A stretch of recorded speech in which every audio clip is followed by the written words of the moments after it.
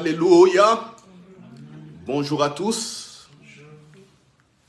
Bienvenue donc dans la présence de Dieu. Bienvenue au Centre Grâce Vérité, l'école du royaume des cieux de Jésus-Christ par le Saint-Esprit et la maison où la prière est un dialogue, un véritable dialogue avec Papa bon Dieu. Amen. Voilà, nous continuons dans l'action des grâces, prions. Père, merci pour la vie et surtout merci pour les œuvres que tu as préparées d'avance. Merci pour la sagesse que tu nous donnes ce matin pour pouvoir accomplir ces œuvres. Père, nous n'avions pas compris que tes œuvres sont toujours préparées et sont faites, sont travaillées selon tes principes, selon ta sagesse et ton intelligence. Et voilà que, dès le début de cette année, tu nous y plonges. Je ne dis que merci, merci et merci pour cette grande bénédiction. Je voudrais aussi que cette grâce que nous avons soit partagée avec tous ceux qui nous écoutent, avec tous nos enfants qui sont peut-être indisponibles, qui n'ont pas venu assister à ces cultes. Voilà, nous te bénissons, Papa, une fois de plus, au nom de Christ Jésus. Amen. Amen. Alléluia. Amen. Alléluia. Amen. Bon, aujourd'hui, serrez vos ceintures. Amen. Amen. Voilà, il faut bien écouter. Serrer les ceintures, ça veut dire simplement bien écouter. Je ne veux pas mettre de stress en plus, ni minimiser quelqu'un d'entre nous. Serrer les ceintures, c'est-à-dire bien écouter, ouvrir bien les oreilles et surtout, saisissez ce que tu penses être une révélation pour toi. Mais au-delà de la révélation, il faut aller à la sagesse. C'est des choses que j'expliquerai plus tard parce que le thème d'aujourd'hui, ce n'est pas la différence entre la révélation et la sagesse, mais nous sommes toujours dans la sagesse. Alléluia. Vous êtes conquérants, vainqueurs. Donc, vous continuez à gagner. Cette année, c'est une nouvelle saison que le Papa bon Dieu a permis, dans sa volonté que nous y soyons. Vraiment, nous allons l'aborder avec, comme je disais, donc avec sa sagesse et accomplir les œuvres qu'il a préparées d'avance. Dans les thèmes passés, je disais que ta langue peut être un obstacle pour ta prospérité. On a vu que non, on ne peut pas maudire, par exemple, dire du mal de l'homme. Donc ceux qui injurient les gens, ceux qui minimisent toujours les gens sont dans une grave erreur. Parce que Jacques le dit bien, que l'homme est fait à l'image de Dieu. Même si certains n'ont pas le Saint-Esprit. Nous avons le Saint-Esprit en nous.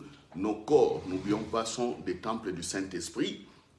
C'est ça la différence entre nous et ceux qui ne croient pas en Jésus. Mais Jacques a bien dit, il ne faut pas maudire les hommes, il ne faut pas parler du mal des hommes, et ainsi de suite. Nous avons vu qu'à cause de cela, certains se mettent des barrières dans leur vie et ils ne progressent pas. Nous avons aussi vu qu'il fallait prier pour nos autorités, prier pour nos nations. Malheureusement, le monde actuel, on ne fait qu'insulter ceux qui sont placés en dignité. On insulte les rois, les présidents, les ministres, les députés, les gouvernants. Dans certains pays même, on insulte leurs militaires.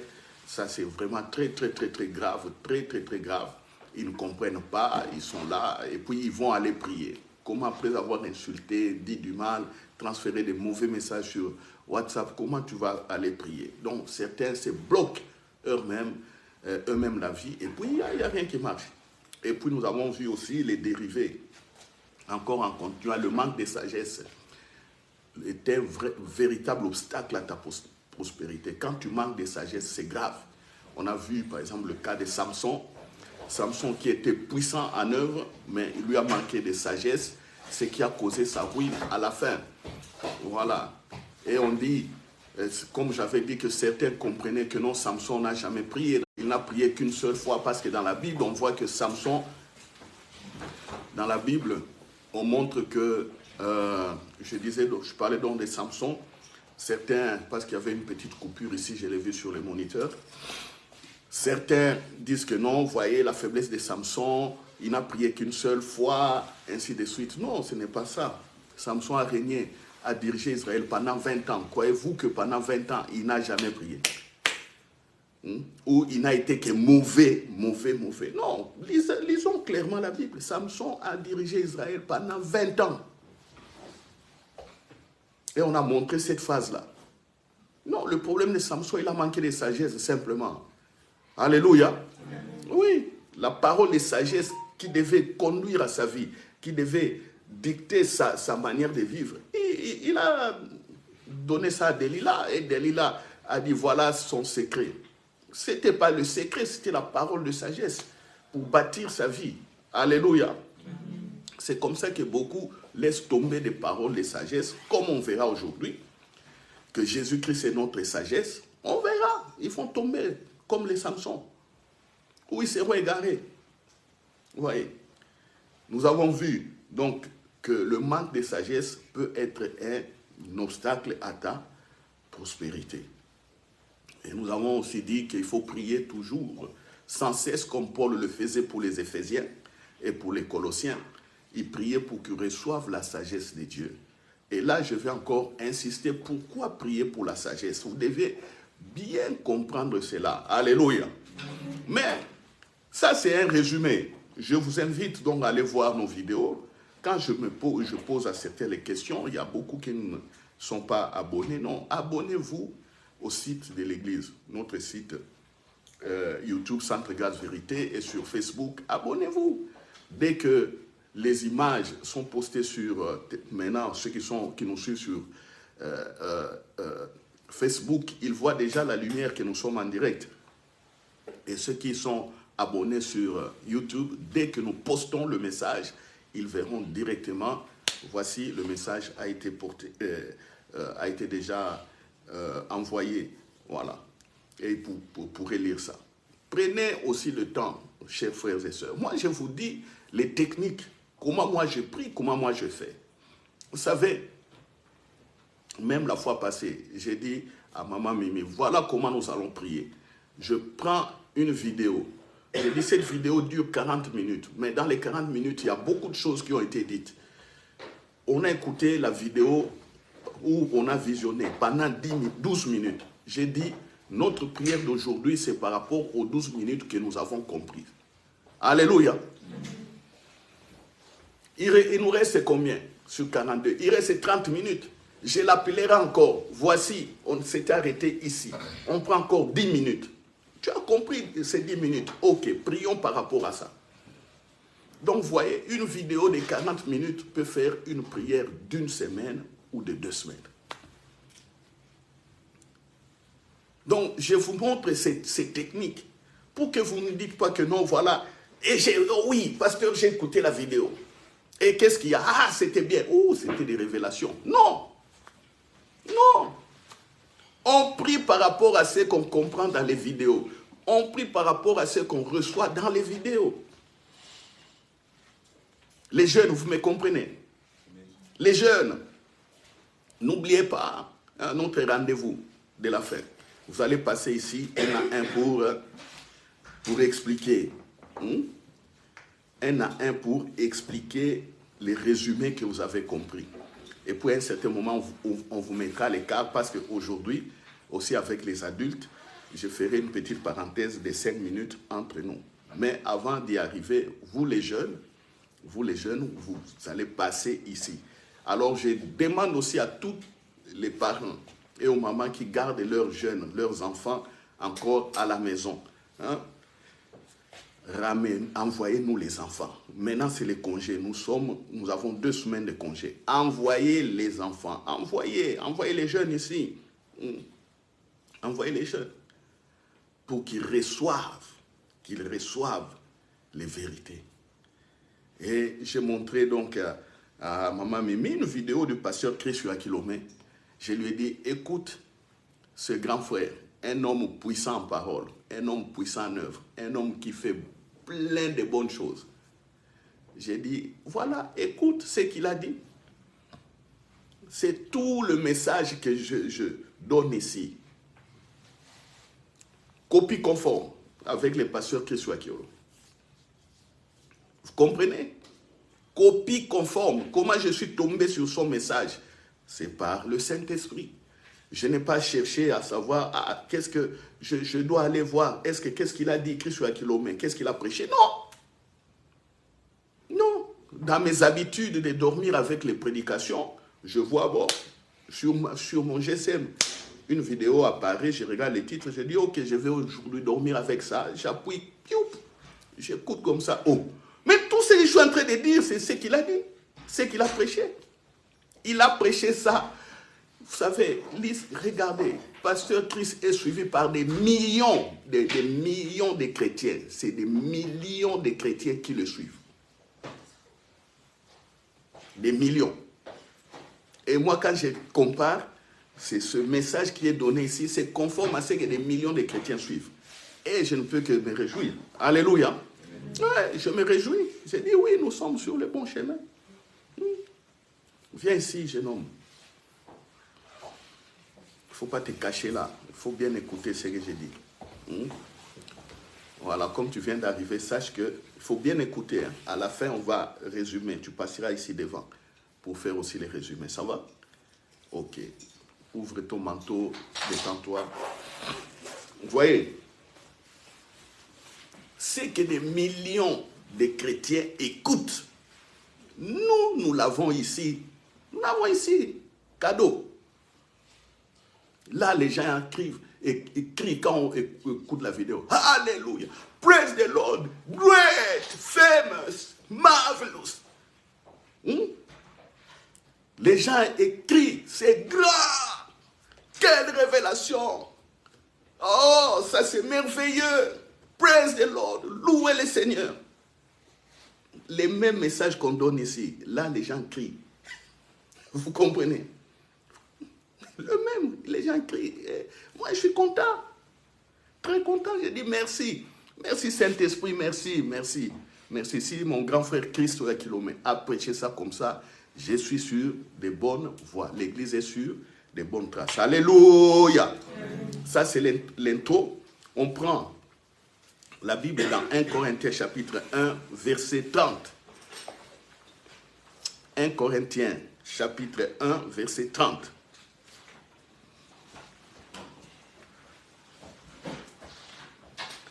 Nous prenons nos Bibles dans 1 Corinthiens chapitre 1, verset 30.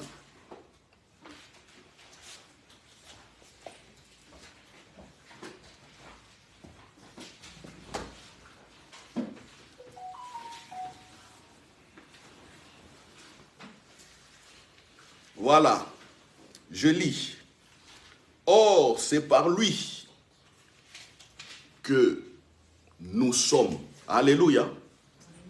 C'est par lui, par Dieu, que nous sommes en Jésus-Christ. Tu dis, ah pasteur, tu as fait une erreur là. Ici dans la Bible, il dit, c'est par lui que vous. Mais Paul s'adresse à qui? C'est Paul qui a écrit là, il dit aux chrétiens. Lui, il a compris. Alléluia. Paul a compris et il nous dit ce qu'il a compris. C'est pourquoi il dit vous. Il dit, moi j'ai compris. Mais vous comprenez. Comprenez. C'est pourquoi moi j'ai dit, comme c'est l'ancien Paul, l'apôtre Paul qui nous parle, et moi aussi je me mets là-dedans. Or, c'est par Dieu que nous sommes en Jésus-Christ, qui, par la volonté de Dieu, a été fait pour nous sagesse, justice, sanctification et rédemption, afin, comme il est écrit, que celui qui se glorifie dans le Seigneur. Alléluia. Nous n'allons prendre que la sagesse. Parce que chaque mot vaut son pesant d'or ici. Justice, sanctification, rédemption. Il y a beaucoup de choses encore à dire là-dessus. Mais nous disons que Jésus-Christ, par la volonté de Dieu, a été fait pour nous sagesse. Jésus-Christ est notre sagesse. Alléluia. Jésus-Christ est notre sagesse. Alors, si les Joseph ont été excellents par la sagesse de Dieu, Daniel a été excellent par la sagesse de Dieu, Moïse, excellent par la sagesse de Dieu, les Ouris, tous ceux qui sont travaillés, les Oliab, qui ont travaillé dans le temple, ils ont construit les temples de manière merveilleuse. Sagesse excellente. David, excellent par la sagesse de Dieu. Salomon, excellent par la sagesse de Dieu. Et à leur époque, Dieu ne venait que pour une seule personne, une ou deux ou trois. Et puis ils ne comprenaient pas non plus bien ce que Dieu faisait. Ils étaient bien contents. Et Dieu m'a choisi, je règne, j'ai la puissance peut-être pour être roi. Ou bon voilà, je suis né dans la famille des sacrificateurs. Voici, nous prions et Dieu répond pour le peuple. Oui. C'était des personnes choisies comme ça. Tantôt, c'était une seule personne dans tout Israël. Les cas, dans l'époque de Samuel, la parole de Dieu, Dieu ne se révélait plus sur Israël. À l'époque de Samuel. Samuel était petit. Et dans tout Israël, une seule personne écoutait Dieu, c'est Samuel. Vous vous rendez compte? Une seule personne. Sur des millions de personnes. Et puis cette connaissance-là, c'était une connaissance, pas vraiment une plénitude de connaissances, comme nous l'avons aussi avec Jésus. Mais maintenant ici, la Bible dit, Jésus a été fait pour nous sagesse. Si les autres ont réussi par la sagesse, et Jésus a été fait pour nous sagesse, comment allons-nous demeurer dans les échecs, dans des difficultés, dans des incertitudes? Mais c'est anormal. Anormal. Vous savez, la prière, même quand on dit prie, quelqu'un qui prie beaucoup, hein? On prie selon les principes de Dieu, selon Dieu, comment Dieu est. Ce qu'il a dit par Jésus aujourd'hui. Quand Jésus dit qu'il est Père, on prie par rapport à la relation Père-Fils, par exemple. Ça, quand on dit que Jésus a été fait sagesse, la prière, on les fait par rapport à la relation Père et Fils. On fait la prière par rapport à la réalité que le Père est présent, le corps est le temple du Saint-Esprit. On ne les cherche pas ailleurs. On prie par rapport à ça. Mais quand vous écoutez les gens prier, beaucoup prier, vous allez voir qu'ils prient un Dieu lointain, ils crient, ils cherchent, ils invoquent, ils se courbent, ils se cassent à 1000 morceaux. Et quand on sort de ces principes, c'est comme si on a renié Jésus-Christ, la sagesse de Dieu. On a renié. Vous savez, quand le Saint-Esprit dit à Paul, dit aux chrétiens que Jésus-Christ est leur sagesse, vous savez, quand vous oubliez Jésus et ses paroles, c'est fini.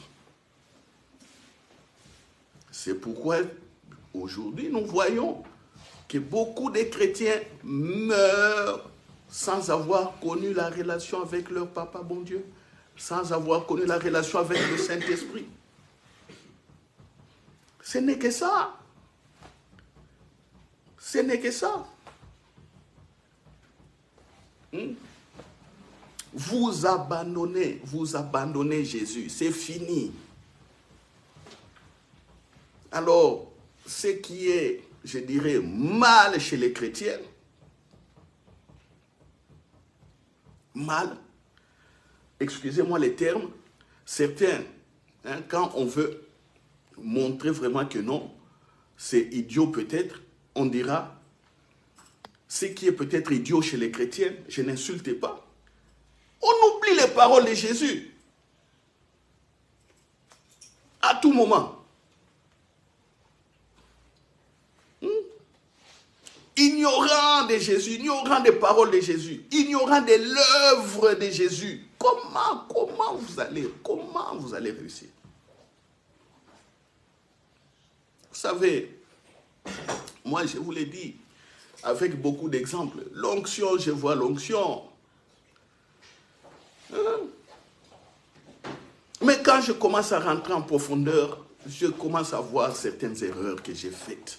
J'ai dit, ici, ce qui m'a manqué vraiment, là, c'est la sagesse de Dieu. Oui. J'ai plusieurs cas. Je peux prendre des cas extrêmes.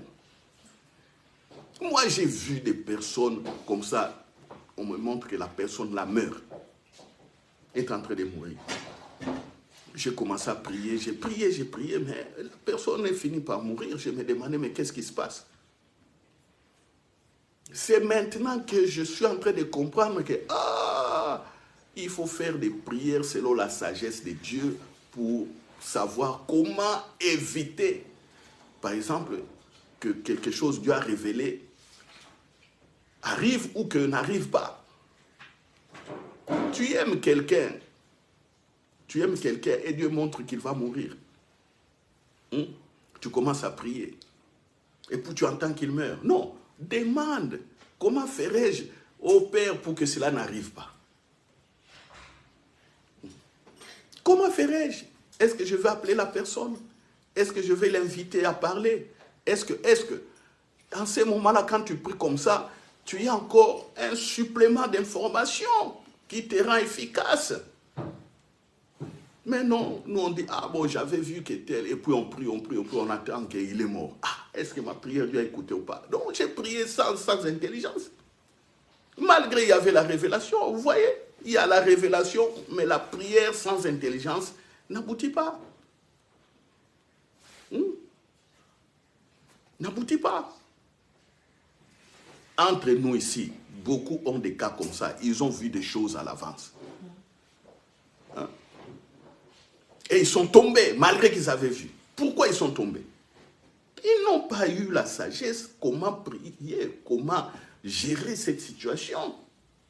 C'est comme ça que c'est arrivé. Et on verra avec le temps, comme je dirais, on verra la révélation, c'est quoi? On verra la sagesse de Dieu, c'est quoi? Et l'intelligence, ou la connaissance, le discernement, c'est quoi? On va associer ça pour être équilibré. Vous allez voir que non, ici il y avait erreur, ici j'étais ignorant, ici c'était comme ça. Alors, la Bible nous dit, Jésus-Christ est notre sagesse. Alors, écoutez maintenant, prenez Jean chapitre 6.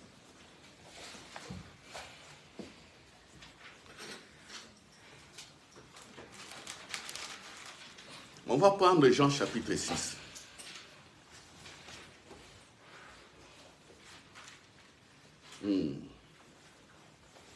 On va lire à partir du verset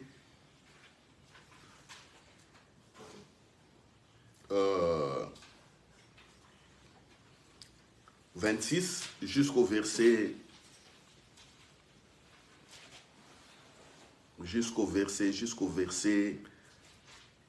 31. Mais je vais résumer et vous montrer l'essentiel. Je situe d'abord le contexte. Jésus vient de faire le miracle de la multiplication des pains. Quand vous lisez les versets avant, il fait le miracle de la multiplication des pains.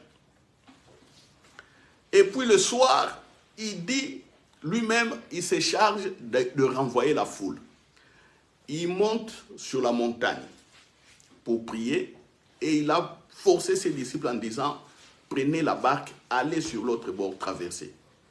L'histoire dit que les disciples avaient du mal à ramer parce que les vents étaient contraires et Jésus les voyait comment ils souffraient. Et puis Jésus est descendu la nuit et a marché sur les eaux. Et ils ont cru que c'était un fantôme. Ça, c'est l'histoire.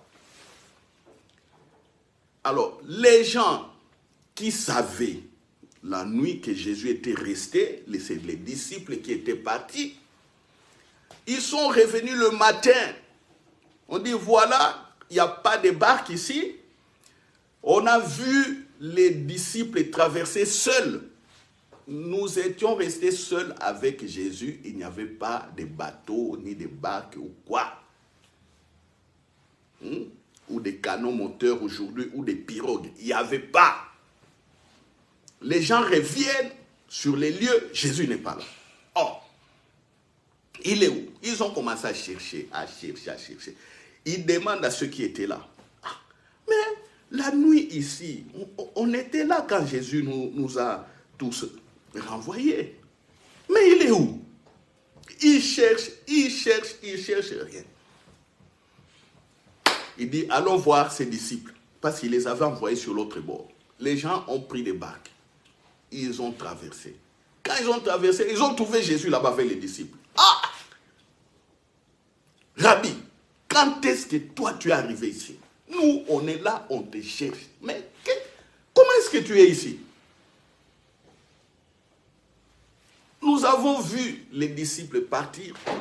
Nous étions là. Nous voulions aussi rester avec toi. Quand vous lisez, Jésus a renvoyé, il a forcé même la foule. Allez-y, allez-y. Vous savez, il y a toujours des curieux. Il dit, ah, il nous renvoie comme ça. Ok, il y a toujours des curieux qui se cachent. Il dit, ah bon, voilà. Où est-ce qu'il va faire comme mouvement? Il y a d'autres, Jésus les renvoie. Il dort simplement par terre. Comme il fait nuit, il regarde les mouvements. Il voit Jésus monter sur la montagne. Ils sont là la nuit. Ah, il n'y a pas de bateau. Et puis il y a un vent violent. Tout ça. Ah, donc Jésus, n'a pas traversé. Les matins comme ça. Il est où? Mais toi, on t'a laissé le surveiller ici, de nous faire signe. Il est où? Oh, il cherche. Non, on les retrouve sur l'autre bord. Quand ils ont retrouvé Jésus, écoutez leur conversation.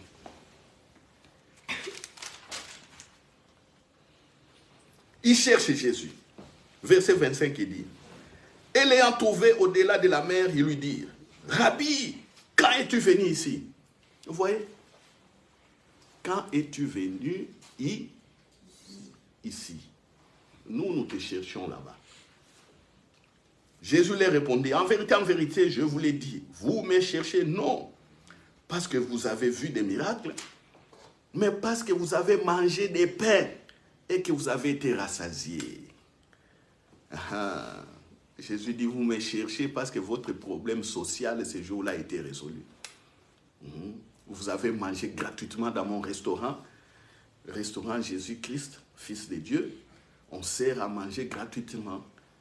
Et c'était tellement bon. Vous savez que si je suis avec vous, vous allez toujours manger. Donc votre vie, c'est bon. Il faut aller jusque-là. Ça, c'est des problèmes sociaux. Quand Jésus parle comme ça, il parle des problèmes sociaux. Tous les besoins, tous nos besoins sociaux. Manger, avoir du travail, avoir un bon salaire. Si on a une entreprise, ça prospère, des choses comme ça. Et quand Jésus vient là-bas, je fais des bénéfices, j'ai beaucoup d'argent. C'est bon. Et quand Jésus vient habiter dans ta maison, il n'y a plus de maladies. C'est bien. Ça, ce sont des besoins sociaux. Écoutez ce que Jésus leur dit. Au verset 27, il dit travaillez. Si vous voulez manger, si vous voulez être bien, travaillez. Non pour la nourriture qui périt, mais pour celle qui subsiste pour la vie éternelle. Et que le Fils de l'homme vous donnera. Jésus dit quoi? Travaillez, non pour la nourriture qui périt, mais pour celle qui subsiste pour la vie éternelle.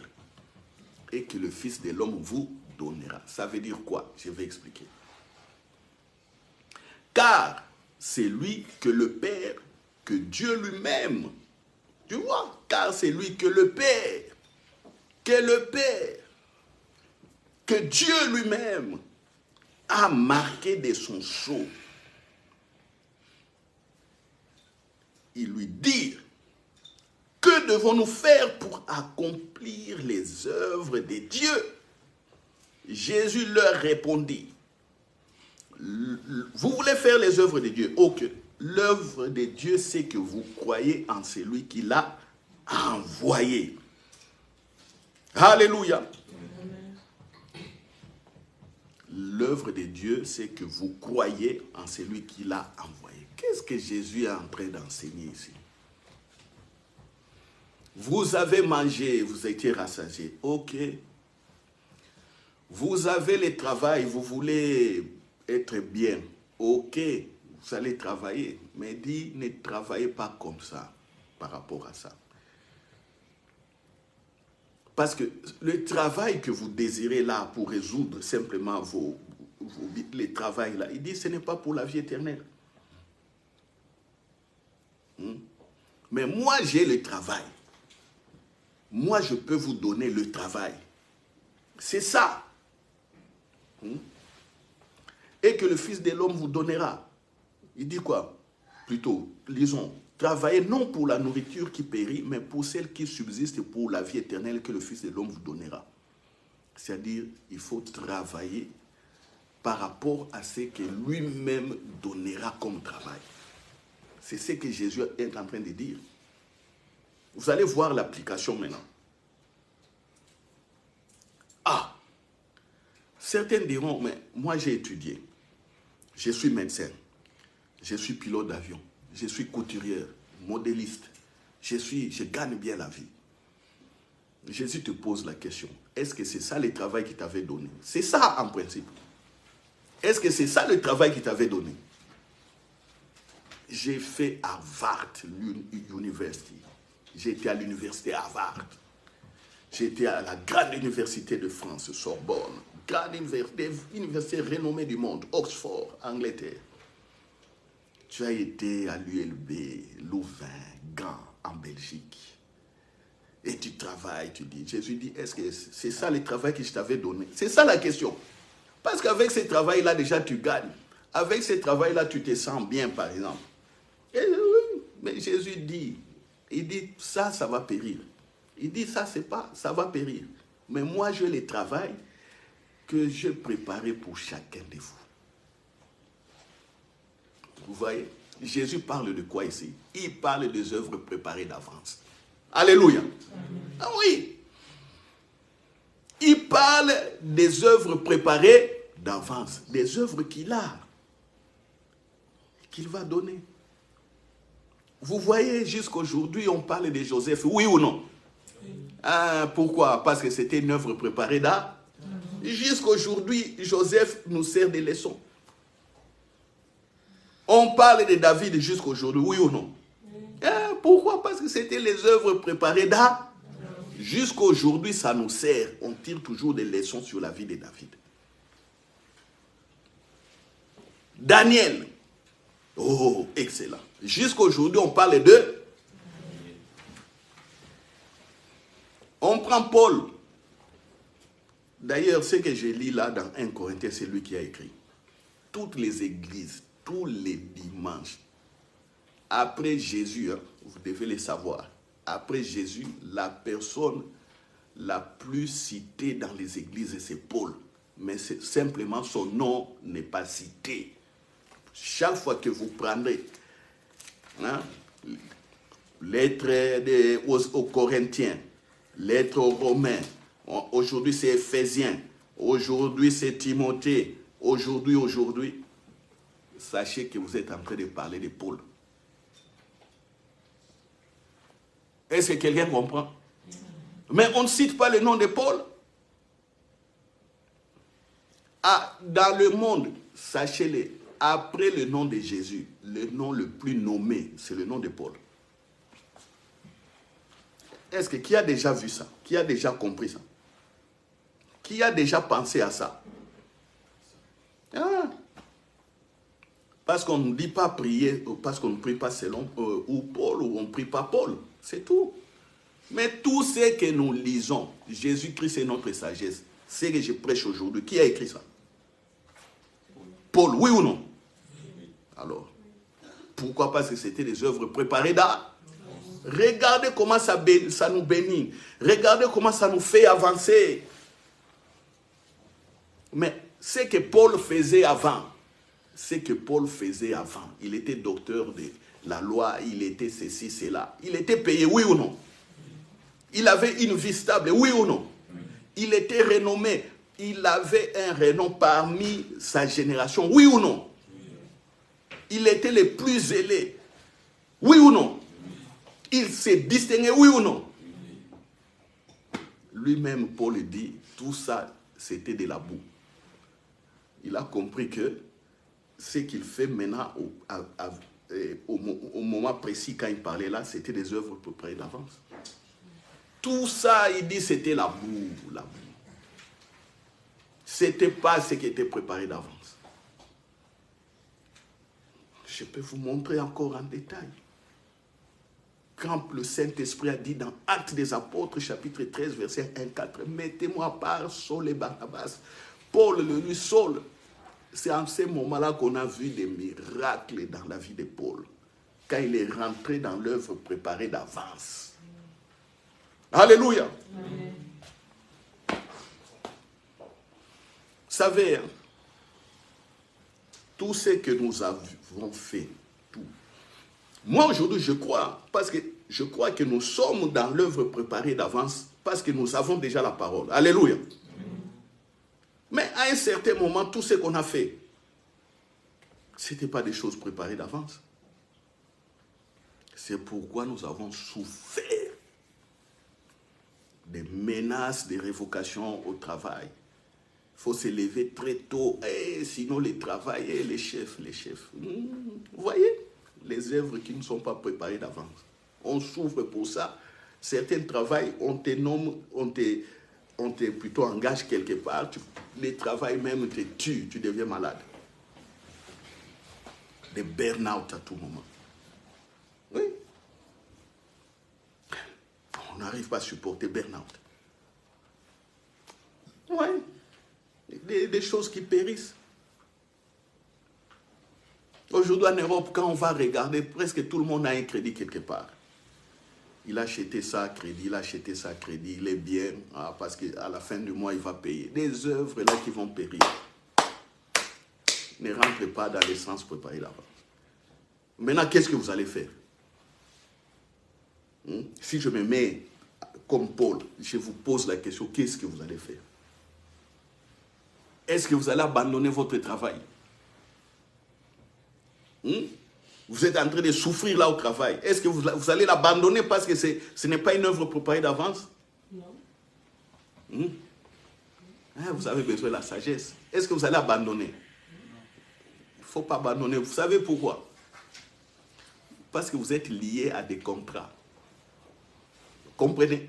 Vous vous êtes engagé. Quand on travaille quelque part, il y a toujours un contrat, on signe. Donc tu es lié. Il ne faut pas abandonner.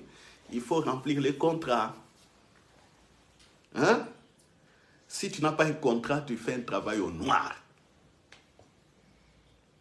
Est-ce que vous comprenez? Les travaux au noir, il n'y a pas de contrat. L'argent passe comme ça, derrière comme ça. L'État ne voit rien. Mais dès qu'on vous place quelque part, tu signes un contrat. Jeune homme, n'est-ce pas que tu as signé un contrat? Où est l'autre là, la fille là? Ma fille là, où est Precious? Comment? Allumez un peu là-bas, vous êtes dans le noir. Allumez là où vous êtes.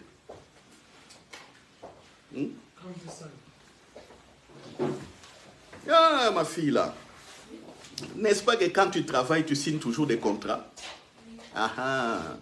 Donc il faut aller, quand on te dit il faut commencer à 13h30, il faut être là au plus tard à 13h30. N'est-ce pas? Et toi tu vas casser comme ça fera des ennuis. Qu'est-ce que vous allez préparer? Qu'est-ce que vous allez faire? Il est temps maintenant de prier. Jésus dit c'est lui qui donne le travail.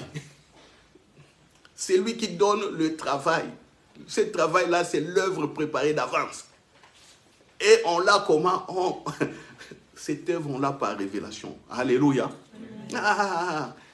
Par révélation. Et on travaille, quand on a la révélation, on travaille avec la sagesse. J'expliquerai tout ça. Vous voyez? Il dit ceci. Il lui dit, que devons-nous faire pour accomplir les œuvres de Dieu? Oui, lisez. Verset 28, lisez. Il lui posait encore la question, que devons-nous faire? Parce que tu as dit, notre travail ici va périr. Nous travaillons, Jésus, tu dis que ça va périr. Bon, nous voulons maintenant avoir la vie éternelle parce que nous sommes des croyants. Nous aimons Yahweh, Yahweh éternel, à leur époque. Qu'est-ce que nous devons faire maintenant pour faire le travail de Yahweh? La question. Jésus leur dit, répondit, l'œuvre de Dieu. Ici, ce n'est pas une œuvre préparée d'avance. Vous voyez, l'œuvre de Dieu, c'est quoi? C'est que vous croyez. Est-ce qu'on peut lire ensemble? Lisons ensemble. Verset 29. Jésus leur répondit, lisons, l'œuvre de, c'est que en celui qui l'a, pour faire des choses préparées d'avance, Jésus dit, croyez en, c'est moi la sagesse de Dieu. Donc, mon ami, tu comprends? Moi, quand j'ai lu ça, j'ai regardé mon travail, j'ai tenu la tête, j'ai dit, ah, Kabako, Kabako, Kabako. Tu sais, on dit Kabako où? Chez nous, à Ouagadougou. À Ouagadougou, quand on dit Kabako, c'est-à-dire c'est une question sans réponse. Question difficile, je ne sais pas comment faire. Je commence à me dire, ah, je dois démissionner ou quoi? Ah, et puis j'ai dit, le Seigneur dit, tu ne démissionnes pas, tu as un contrat là-bas. Et maman, j'ai tenu la tête, Kabako. Vous comprenez? Kabako. Donc, va faire les contrats, va travailler là-bas, mais cherche-moi. C'est ça la réponse que j'ai dit. Donc, chaque fois que j'irai au travail, je serai devant les bâtiments. Oh, montre-moi ce que tu as préparé d'avance. Alléluia. Amen. Vous voyez comment vous pouvez prier? Prenez votre lieu de travail comme un monument, comme un signe. Vous partez, vous arrivez au travail. Dès que vous allez rentrer, oh, je vais travailler, mais donne-moi ce que tu as préparé là. Montre-moi. Tu rentres. C'est des prières simples. Des prières simples. Tu rentres, tu commences à travailler. Par moment, tu es embêté là-bas parce que le travail est trop lourd. Tu es embêté. Oh, glorifie, glorifie Dieu. Glorifie. Vous voyez comment les gens entreront au ciel sans rien. Ils seront simplement sauvés comme ça. Mais les œuvres, ce qui est écrit dans les livres des œuvres, vierge. Vierge.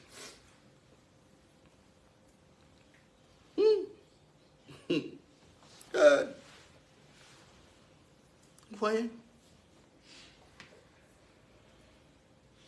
Quand j'ai lu ça ce matin, je me suis dit Kabako. Dans la tête, j'avais autre chose, préparé autre chose.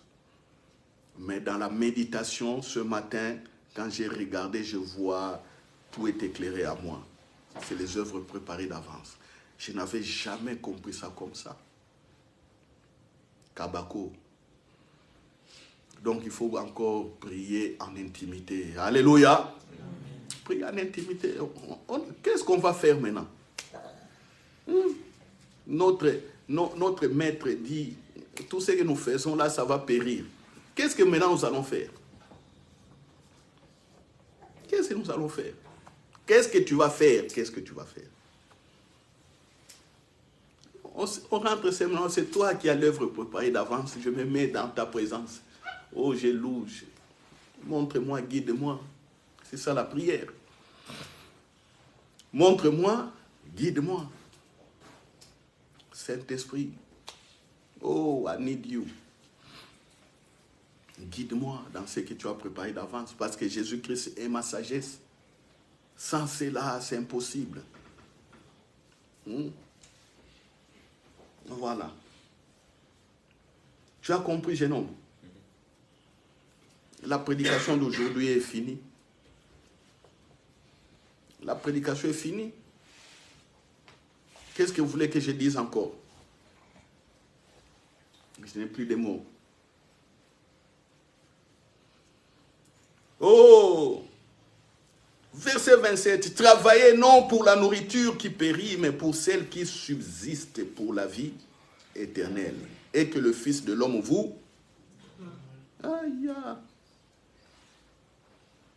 Les œuvres préparées d'avance, c'est que les yeux n'ont jamais vu, c'est que les oreilles n'ont jamais entendu, c'est que toi-même, tu n'as jamais pensé à ça.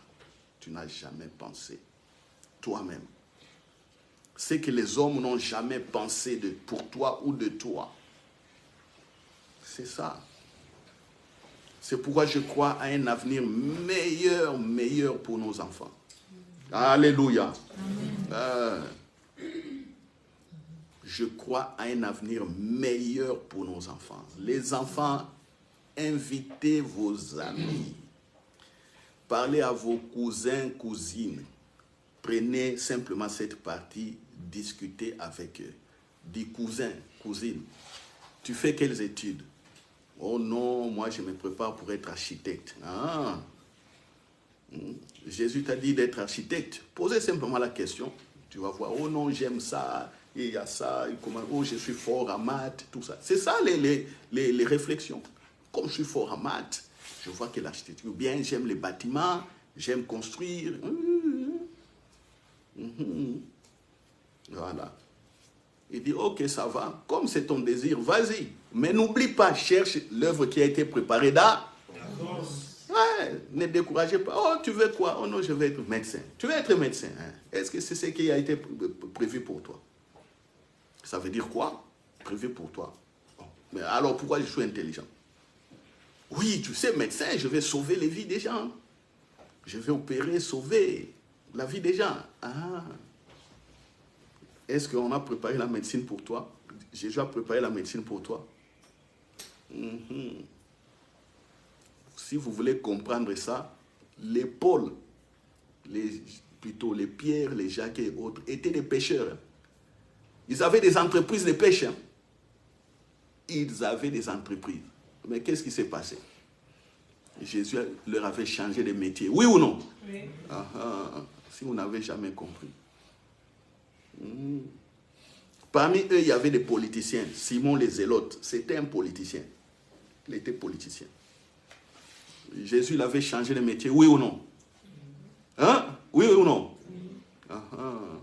Matthieu était qui? Lévi. Hein?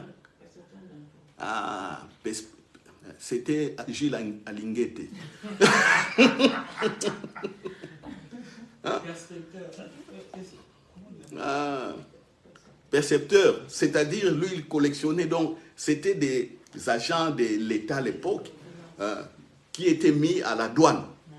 À la douane, donc quand les marchandises rentraient, il faut payer des taxes de l'État. Et lui il était là. Quand il regarde ta marchandise, il dit, Matthieu, cette marchandise vaut 50 millions d'euros. Tu commences à discuter avec Matthieu. Matthieu dit, bon voilà, on va arranger. On met 49 500 000, ça va? Et toi, tu me donnes 100 000, donne-moi 100 000. Il enlève 400 000. Il fait rentrer un peu l'argent chez l'État. Au lieu qu'il fasse rentrer 50 millions, non. Il dit, bon, fais rentrer 49 500 000, bon, mais tu me donnes 100 000. Les types là gagnent 400 000. Il dit, ok, ça va. Au lieu de payer. C'est ça, les gens, les douaniers, certains font ça. Ils coopèrent avec des déclarants. Tu crois les déclarants? Des déclarants douane, c'est ce qu'ils font. La marchandise, tu as amené un conteneur. Surtout vous là qui amenez des voitures, des biens d'ici dans vos pays d'Afrique. Quand ça arrive là-bas à la douane, qu'est-ce qui se passe? Quand ces gens-là viennent, il dit, bon, monsieur, ici, il faut payer tout ça, c'est 100 000, hein, 100 000 $. Tu commences à négocier. Il dit, bon, voilà. Bon, je n'ai que 80 000. Il dit, si tu n'as que 80 000, donne-moi 5 000. Donne-moi 5 000. Vous voyez? Matthieu était comme ça. Matthieu, comme Jésus, il avait changé du travail, oui ou non? Mais Matthieu était riche. Hein? Ah oui, il était riche, il avait un bon travail, il était bien. À la fin, est-ce qu'il faisait toujours ce travail-là? Même s'il avait étudié? Non.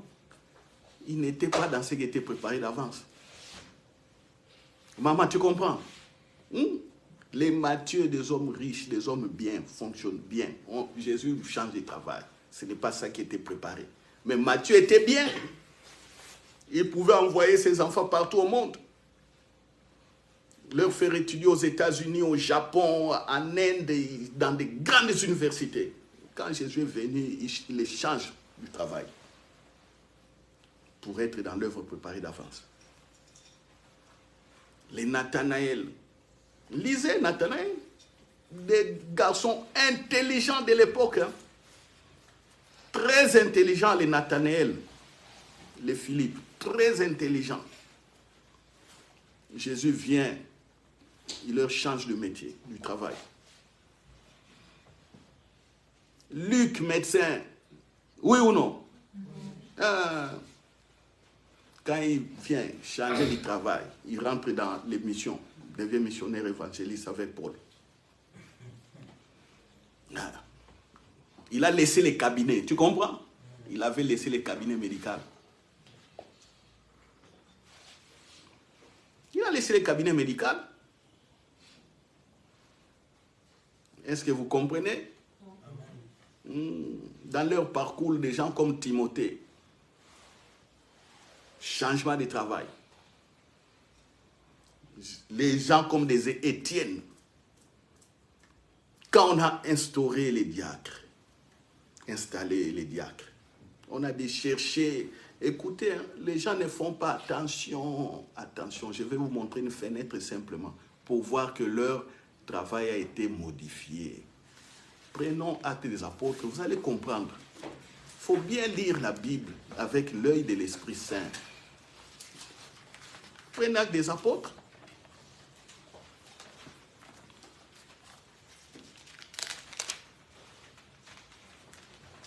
Actes des Apôtres, chapitre 6.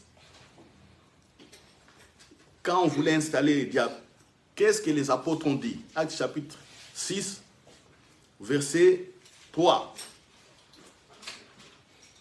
C'est pourquoi, frères, choisissez parmi vous 7 hommes de qui l'on rende un bon témoignage, qui soient pleins d'esprit saint et de sagesse, et que nous chargerons de cet emploi. Et nous continuerons à nous appliquer à la prière et au ministère. C'était quoi? Les diacres ont dit, parmi nous, choisissez des hommes qui sont capables de résoudre les problèmes sociaux dans l'Église. Parce que quand vous commencez à lire Actes des Apôtres, et plutôt à partir du verset 1, vous allez voir qu'il y avait une dispute au niveau des veuves. On prenait les biens, quand on distribuait pour soigner les veuves ou soigner certains démunis, on voyait qu'il y avait comme s'il y avait une injustice. Alors on a dit quoi? Pour éviter, les apôtres eux-mêmes faisaient ça, ils disaient, ah non, nous n'allons pas nous corrompre, mais qu'on choisisse d'autres personnes, nous allons prier. Mais la qualité de ces personnes, ils doivent être sages pour régler des problèmes dans la société, dans l'Église qui était en train de naître. Vous comprenez? Des hommes sages. Comment est-ce qu'on allait savoir que toi, tu as les capacités, par exemple, de contrôler les magasins? On te met la chef magasinier quand les biens arrivent. Comment on allait savoir que toi, tu peux faire ça? N'est-ce pas qu'aujourd'hui, dans des entreprises, il y a des chefs magasiniers, il y a des gestionnaires de stocks? Hein? Oui ou non? Oui. Alors, un gestionnaire de stocks doit avoir une bonne formation intellectuelle. Même aujourd'hui, on ne devient pas gestionnaire de stocks comme ça. On ne va pas lancer des commandes comme ça. Il faut savoir contrôler qu'est-ce qui manque, qu'est-ce qu'on a besoin, comment on fait des offres, comment on fait des offres, comme on dit là, des appels d'offres. comment on fait des appels d'offres. Il faut contrôler tout ça, des sociétés qui viendront, qui prendront l'offre. Par exemple, on dit on va construire un pont. On dit il y a plusieurs sociétés, on a lancé un appel d'offres, il y a plusieurs sociétés qui amènent leur cahier des charges. On regarde, les gens contrôlent. Ah, c'est bien, on prend cette société pour construire des ponts. C'est la même chose là-bas. Comment on devait savoir que toi, tu es intelligent? Est-ce que tu penses qu'on allait prendre des désœuvreux, des gens comme ça qui n'ont pas étudié? Non, il y a parmi eux des gens qui avaient étudié. À la place de l'étude, il y avait le Saint-Esprit. Et quand le Saint-Esprit est venu, bon, voilà l'œuvre préparée d'avance. Toi, tu deviens chargé des stocks de l'église. Et l'église, là, il y avait beaucoup de gens. L'église vivait déjà comme des grandes communautés. À l'époque, déjà, il y avait des chrétiens. Ça commençait à aller, à s'agrandir, à s'accroître. Beaucoup de chrétiens. Comment vous allez résoudre les problèmes de tous les chrétiens là? Certains vont amener des enfants malades. Certains, ils ont eu des problèmes au travail. Parce qu'ils sont chrétiens, on les a enlevés du travail. Certains sont pris, condamnés même, sont déjà en prison parce qu'ils sont chrétiens. Comment vous allez aller les défendre pour qu'on les sorte des prisons? Tout ça, tous ces problèmes-là, on a dit, bon, on cherche des hommes forts, remplis de Saint-Esprit et de foi. Nous, on regarde simplement ici distribuer les choses des veuves et tout ça. Voyez ça en extension. Voyez ça grand. Prenez ça, voyez grand. Les diacres, là, ce n'était pas de n'importe qui. Hein? Et nous, c'est au diacre, non, on prière. Non. Le diacre, on dit Saint-Esprit, il doit être sage, il doit avoir des capacités pour travailler. Il doit avoir un CV. Son CV est enrichi simplement par l'esprit et la sagesse. C'est tout. Et nous, on a fait des erreurs. On a fait des erreurs. Ou beaucoup font des erreurs aujourd'hui. Ils prennent un diacre, un garçon de 20 ans, 22 ans, on dit, bon, toi, c'est le diacre. Un diacre, 22 ans comme ça, il n'est pas plein d'Esprit Saint, il n'est pas sage, il n'a pas de compétences et tout ça. Vous voyez comment les églises se mettent dans des problèmes. On met des gens, des diacres comme ça. Donc, au même instant, je parle, vous voyez, quand je dis toujours, même chez nous à l'église ici, je veux de l'excellence. On va pousser par rapport à ça. Ce n'est pas qu'on va dire, non, toi tu ne seras plus diaconesse, pas. Non, on va te préparer, on va t'expliquer, on va t'aider à prier, tu dois comprendre, avoir la foi et tout ça. Opérer, être efficace. Mais s'il n'y a pas ça,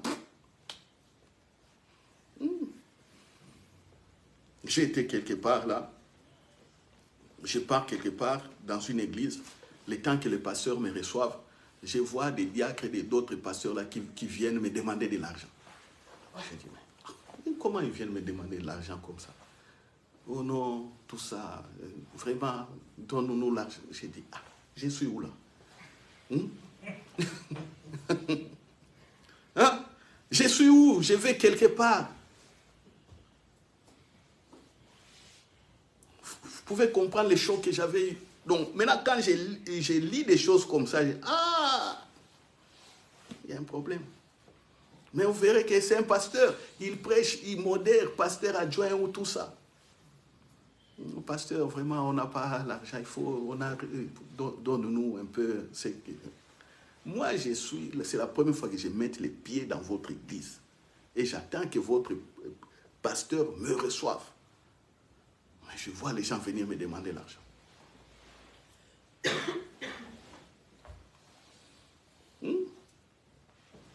On a dit quand la main droite donne, que la main gauche ne parle pas, la bénédiction est partie. Même si ma bénédiction là est brûlée aujourd'hui parce qu'il vient de parler, mais c'est une situation qui m'a choqué. Vous allez quelque part, vous commencez à demander de l'argent. Non. Moi, j'interdis même à certains frères qui sont pasteurs. Un de mes petits frères est pasteur au Congo. On a parlé, j'ai dit, petit, ne demande jamais l'argent, Jean. Même s'il n'y a rien, continue à persévérer, prier, fais comme ça. Ne demande jamais. On voit des pasteurs qui font les lits Kelemba avec des fidèles. Ça, c'est une église. Hein? Hein? Oui, j'ai connu. Les pasteurs font les lits Kelemba. Lit Kelemba français, c'est quoi? Ristourne ou les tontines, c'est ça aussi. Hein? Oui. Donc, on dit, voilà, on va mettre chaque mois, on va mettre 250 €. Chaque mois. J'ai dit au pasteur, tes fidèles ne vont plus croire à la prospérité, ni même toi-même. Parce que tu fais les likelemba, tes fidèles ne vont pas te respecter. Imagine-toi, pasteur, vous êtes à 6, vous mettez chaque mois 250 et puis on dit, voilà, ce mois, c'est toi qui vas bouffer. Imagine-toi, pasteur, tu es en retard de donner 250 €. Les fidèles vont commencer à bouder. Oh, il est aussi pasteur. Oh, et puis il t'appelle. Il t'appelle. Papa Antoine. Encore nos mamans, vous savez comment nos mamans parlent. Papa Antoine. Bon, Wali Kelemba. Au lieu que maman Alice, sœur, la sœur Alice, maman Alice demande au pasteur Papa Antoine, montre-moi, papa, je n'ai pas bien compris ce que tu as prêché aujourd'hui, tout ça. Non! Les discussions, papa, au Tseli Kelemba, tu n'as pas mis l'argent de l'Ikelemba. Un pasteur comme ça. Et puis les dimanches, alléluia, Jésus, les anges regardent, les démons disent, allez, allez, envoyez encore d'autres personnes qui ont soif de l'Ikelemba. Comme ça, ils seront nombreux. Et puis un beau jour, on bloque les circuits. Un frère prend tout l'argent et puis il fouille. Le Likelemba est arrêté. La tontine ristourne est arrêtée. Vous demandez comme ça, le frère est là où il est déjà en Afrique. Et qu'est-ce qu'il fait? Oh, tu sais, là-bas en Afrique, il s'est encore marié. Il s'est marié. Vous commencez à maudire. Il est parti avec notre argent. Vous maudissez. Non. Même chose pour les sœurs. Font comme ça. Oh non, elle commence à faire le commerce. Quel commerce? Et elle va en Chine. Et puis quand vous allez demander, la marchandise a été bloquée à Dubaï. Et la sœur ne vient plus. C'est fini. Quand elle va apparaître 5 ans après, comme ça, votre colère est déjà partie. Quand vous le voyez, vous ne savez plus demander l'argent. La colère est déjà partie. Fini. Oui. C'est des erreurs que nous voyons dans les églises. Donc si, à mon insu, ici, il y a les lits Kelemba, il faut arrêter ça. Ne faites pas des choses derrière le dos comme ça. Non, non, non. Ne faites pas des choses comme ça. Alléluia. Amen. Voilà. Alors, les résumés, aujourd'hui, les résumés, c'est lequel? Nous avons dit que Jésus-Christ est notre sagesse. Alléluia. Quand on oublie ses paroles, quand on oublie l'œuvre qu'il a fait, pour nous, c'est fini. La sagesse de Dieu est finie. Est finie. Il faut croire aux paroles qu'il a dites et comprendre l'œuvre qu'il a faite pour être dans les bonnes voies de Dieu. Et Jésus nous dit ici clairement qu'il y a des œuvres préparées d'avance que nous pouvons faire. Comment on va découvrir ces œuvres-là? C'est dans la prière toujours. Dans la prière.